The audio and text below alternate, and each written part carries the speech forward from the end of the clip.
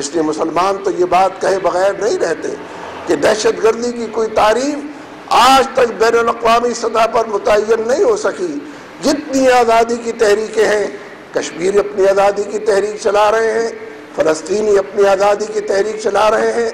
افغانی اپنی آزادی کے تحفظ کے لیے ان کی جو حکومت برطرف کی گئی ہے اس کو واپس لانے کے لیے دشمن کو مزہ چکھا رہے ہیں۔ یہ دہشت گردی نہیں ہے، یہ آزادی کی تحریک ہے۔ یہ جو قبضہ گروپ ہے، یہ جو امریکہ اور نیٹو کا مافیا ہے، یہ اس سے آزادی کی تحریکیں ہیں۔ اس لیے حقیقت یہ ہے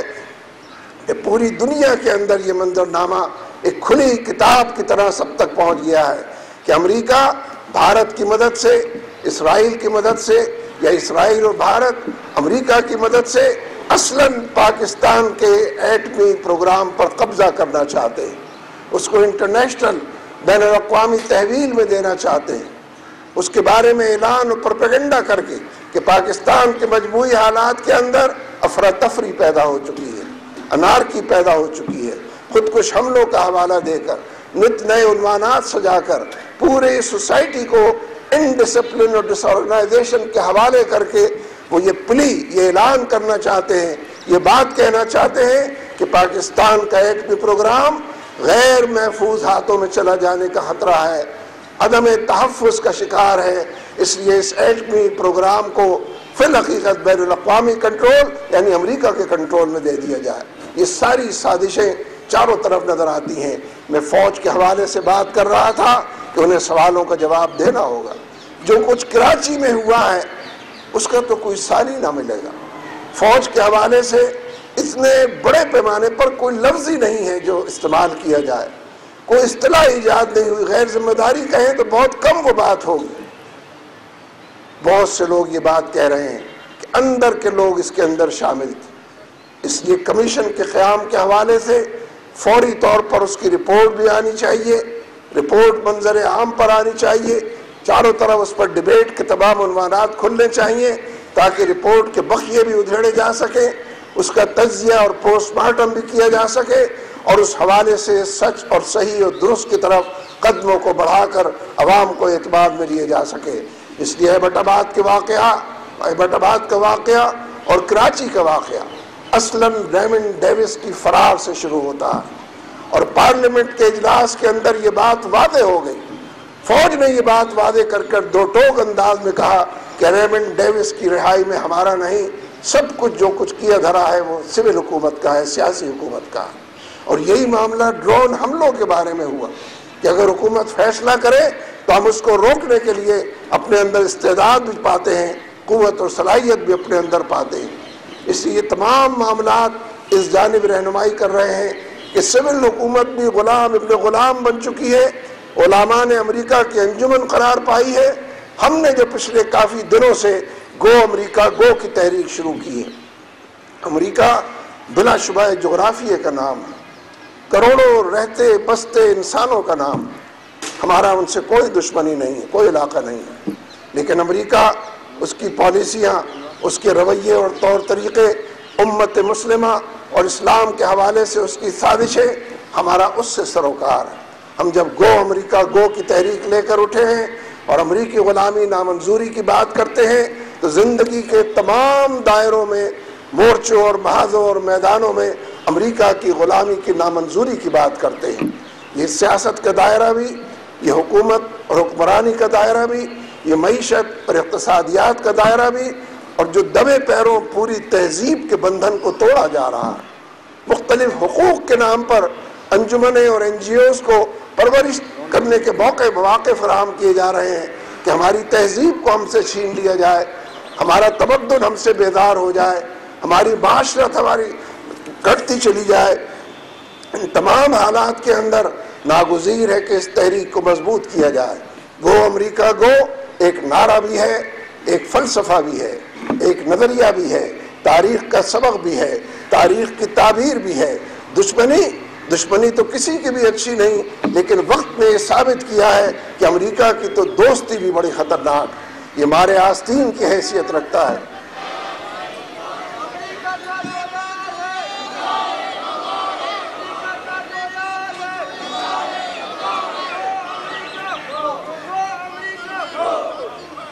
چلیے مجھے خوشی ہوئی کہ یہاں تھوڑے سے لوگ ایسے بھی ہیں جو گو امریکہ کو بھی کہتے ہیں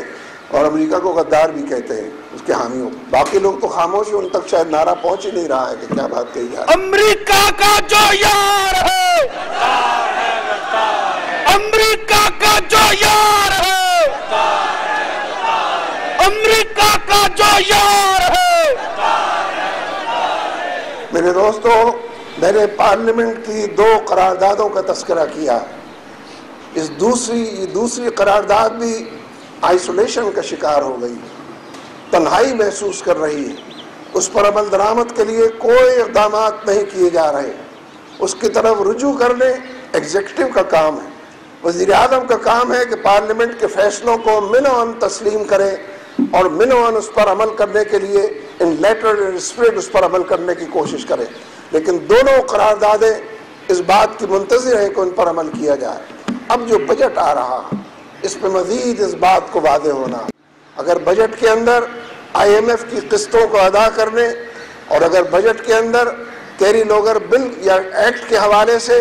جو ذمہ داریاں ہم نے اول لی ہیں انہی کو پورا کرنے کی بات کی گئی اور اسی حوالے سے معیشت کو پورے بجٹ کو استوار کیا گیا، تو اس کا مطلب ہے کہ ہم پارلیمنٹ نے اپنی ہی منظور کردہ قرارداد کو مسترد کر دیا. اگر نئے ٹیکسز کے حوالے سے جہاں ٹیکس نہیں پہنچا یا وہ لوگ جو ٹیکس نہیں دیتے، اگر حکومت اس عزم کا اظہار کرے کہ وہ اس نیٹ کو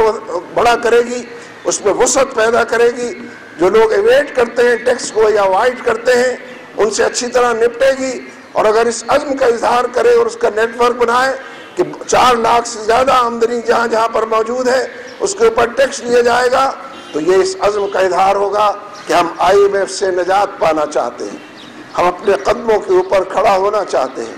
ہم مختلف حوالوں سے، ہیلوں اور بہانوں سے نہیں، ہم مختلف حوالوں سے ایک آزاد قوم کی حیثیت سے جینا چاہتے ہیں. اس لیے آنے والے بجٹ سے اس بات کا اندازہ آسانی سے ہو جائے گا کہ پارلیمنٹ اپنی ہی منظور کردہ قرارداد کو منظور کرتی ہے یا مسترد کرتی ہے، اور اس کے رویے اس بات کو بتائیں گے. لوگوں کی نگاہ میں بجٹ کی اب کوئی اہمیت نہیں رہی، اس لیے کہ بجلی کی قیمتیں بڑھا دی گئی ہیں، گیس کی قیمتوں میں اضافے کا اعلان کر دیا گیا ہے، اور روزمرہ کی ضرورت کی جتنی اشیاء ہیں صبح آپ خریدنے جائیں ایک دام ہوتے ہیں، دوپہر کو اس کی قیمت کے اندر اضافہ ہو جاتا ہے. یعنی لوگوں کے لیے جینا دوبھر ہو گیا ہے، اجیرن ہوا ہے. چادر سر کی طرف لے جائیں پیر کھل جاتے ہیں، چادر پیر کی طرف لے جائیں سر کھل جاتے ہیں. کیسے زندگی کے رشتوں کو برقرار رکھیں، کیسے بچوں کو تعلیم دیں، ان کے مستقبل کے سنوار کے حوالے سے خواب دیکھیں، کیسے حالات کو بہتر بنانے. معاشرے کے اندر حرام کمانا آسان، حلال کمانا مشکل، ناممکن بنا دیا گیا. جو جیے وہ حلال کے اوپر نہیں حرام کے اوپر جیے. کرپشن کے سارے دروازے کھلے ہیں، لوٹ مار کے سارے عنوانات موجود ہیں. بھتہ خوری کے حوالے سے جو بڑے بھتہ خور ہیں وہ حکومت کے اندر شریک ہیں. جو بوری بند لاش کا کلچر جنہوں نے ایجاد کیا، جو ٹارگٹ کلنگ کے نتیجے میں لوگوں کو بلیک میل کرتے ہیں، وہ سب حکومت کے اندر شریک ہیں. گویا حکومت کا منشا یہ ہے کہ لوگ حرام کھائیں، بھتہ خوری کی طرف جائیں، زور زبردستی سے اپنی قوت کو طاقت کو استعمال کریں، لوگوں کو بلیک میل کریں اور اپنا گزارا کریں اور اپنے پیٹ کو بھریں. لیکن میں آپ سے یہ عہد بھی لینا چاہتا ہوں، اور جو باتیں میں نے عرض کی ہیں آپ پہلے سے جانتے ہیں، ان باتوں کو دور تک پھیلانے اور پہنچانے کی ضرورت، اس لیے کہ ایک بڑی تحریک آپ کی منتظر ہے. اس وقت جو سیاسی حکومت ہے اب وہ اس قابل نہیں رہی ہے کہ اس کو حکومت کرنے کا موقع دیا جائے. یہ جتنے دن حکومت کریں گے امریکہ یہاں پر دندنائے گا، ہمارے عزائم کے خلاف یہاں پر کام کرے گا، ہمارے نظریے کی بے کمی کے لیے کوشاں ہوگا. ہم سے ہمارا دین اور مذہب، ہماری آخرت، اس کو بگاڑنے کے جتنے سامان ہو سکتے ہیں کلچر کے نام پر، نظام تعلیم کے حوالے سے ان کو یہاں پر لائے گا. اس لیے ضرورت صبر کی ہے کہ گو امریکہ گو تحریک کو بھی سمجھا جائے، امریکہ کی غلامی نامنظور کے حوالے کو مضبوط کیا جائے، اور میدان عمل کے اندر نکل کر جتنے سوالات ہیں ان کو بار بار دہرایا جائے. میں پھر اس بات کو دہرانا چاہتا ہوں کہ فوج کو سوالوں کا جواب دینا ہے، ایبٹ آباد کے حوالے سے بھی، کراچی کے حوالے سے بھی. بلکہ مجھے اس بارے میں کوئی تحفظ ہے، ریزرویشن ہے کہ جو کمیٹی کمیشن بنا ہے کراچی کے حوالے سے اس میں نیوی کے ہی چیف کو اس کا سربراہ بنا دیا گیا، حالانکہ انہی کے خلاف چھان بین ہونی ہے، انہی کے بارے میں پوچھ گچھ ہونی ہے، انہی کے ذیلی اسٹاف کے حوالے سے، ان کی کارکردگی اور انٹیلیجنس کے حوالے سے جو شکوک پیدا ہوئے ہیں اسی پر ان سے جواب طلب کرنا ہے۔ لہذا ان تمام معاملات میں ضرورت اس بات کی ہے کہ کمیشن بھی صاف، شفاف اور ٹرانسپیرنٹ ہو، اور کمیشن کی کارروائی بھی ٹرانسپیرنسی کی تعریف میں اور اس کی حد کے اندر آتی ہو۔ میں یہ سمجھتا ہوں، آخری بات کہنا چاہتا ہوں کہ لوگ یہ پوچھتے ہیں کہ اگر فوج بھی اس حال سے دوچار ہے جس حال سے سیاسی حکومت دوچار ہے، اگر فوج کا جی ایس یو بھی محفوظ نہیں، اگر پی این ایس بھی محفوظ نہیں، اگر ایبٹ آباد کی کارروائی بھی فوج کے اللہ رغم ہو جاتی ہے، تو پھر اس ملک کا کیا بنے گا؟ سوالیہ نشان لو۔ اس سوال کا جواب میں دینا چاہتا ہوں۔ حضرات گرامی، آپ سے یہ بات مخفی نہیں ہے کہ اس ملک کے اندر پچھلے 60 سال میں جتنے تعمیری کام ہوئے ہیں، جتنے مثبت پیرائے اختیار کیے گئے ہیں، جتنا منزل کی طرف سفر ہو سکا ہے، جتنے نشانات منزل دیکھے ہیں، فوج نے نہیں یہ طے کرائے ہیں، بلکہ سول حکومت نے یہ کام کیا ہے، پرائیویٹ سیکٹر نے، عوام الناس نے۔ تعلیم کے دائرے کے اندر آپ لوگوں کو تعلیم دیتے ہیں، صحت کے دائرے کے اندر سرکاری اسکول اور اسپتال ٹک ٹک دیدم دم نہ کشیدم کی تصویر ہوتے ہیں، ہیلتھ کے دائرے میں، ایجوکیشن کے دائرے میں نان اسٹیٹ ایکٹرز ہیں کہ جنہوں نے کارکردگی اور نمایاں کوششیں کی ہیں۔ آپ ہی کی وجہ سے جب لا اینڈ آرڈر ختم ہو گیا ہے، پورے ملک کے اندر کسی کی جان مال عزت آبرو محفوظ نہیں ہے، اور حکومت نے کہہ دیا کہ خود ہی آپ یہ کام کریں۔ آپ نے گارڈز کی کمپنیاں بنائیں، آپ نے مختلف بزنسز کو، کامرس اور انڈسٹری کو تحفظ فراہم کیا، آپ لوگوں کے گھروں پر اور دفتروں پر جا کر پہرے دیتے ہیں۔ اس لیے اب اگر فوج سے لوگ مایوس ہوتے ہیں تو مجھے کہنے دیجئے کہ پرائیویٹ سیکٹر کے اندر ابھی تک پچھلے 50 سال کی تاریخ میں فوجوں نے وہ کام نہیں کیے ہیں جو مجاہدوں نے کام کیے ہیں، جو غازیوں نے کام کیے ہیں، جو شہداء کے قافلوں نے کام کیے ہیں، چاہے وہ افغانستان کی تاریخ ہو، چاہے وہ فلسطین کی تاریخ ہو۔ کشمیری 7 لاکھ بھارتی فوج کا مقابلہ پاکستانی فوج کی مدد سے نہیں کر رہے،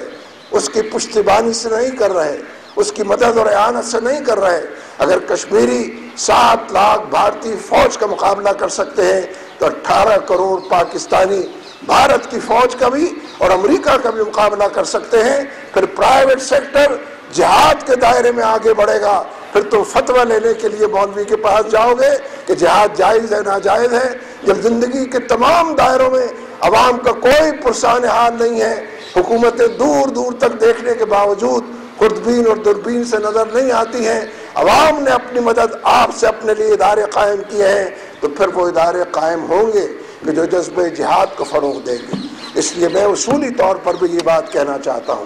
اور ایمان کی آبیاری کے لیے بھی اس کا تذکرہ کرنا چاہتا ہوں کہ جذبہ جہاد کو فروغ دیا جائے، شہادت کا شوق اور تمنا اور آرزو پیدا کی جائے کہ نبی اکرم صلی اللہ علیہ وسلم نے تو یہ دعا سکھائی ہے کہ اللہم احیینی سعیدا وامتنی شہیدا، اے اللہ مجھے سعادت کی زندگی اور شہادت کی موت عطا فرما۔ یہ دعائی نہیں سکھائی ہے، ایک پورا کلچر اس کے حوالے سے دیا ہے، جد و جہد کا عنوان آپ نے دیا ہے۔ لقد کان لکم فی رسول اللہ اسوۃ حسنہ، پورا اسوہ حسنہ، جہاد کی زندگی، فقر کی اور درویشی کی زندگی، محرومی کی نہیں، فقر کی اور درویشی کی، جس میں رضاکارانہ یہ باتیں شامل ہوتی ہیں، اس کی طرف آپ کو چلنا پڑے گا۔ کوئی بھارت انشاءاللہ آپ کا کچھ نہیں بگاڑ سکتا،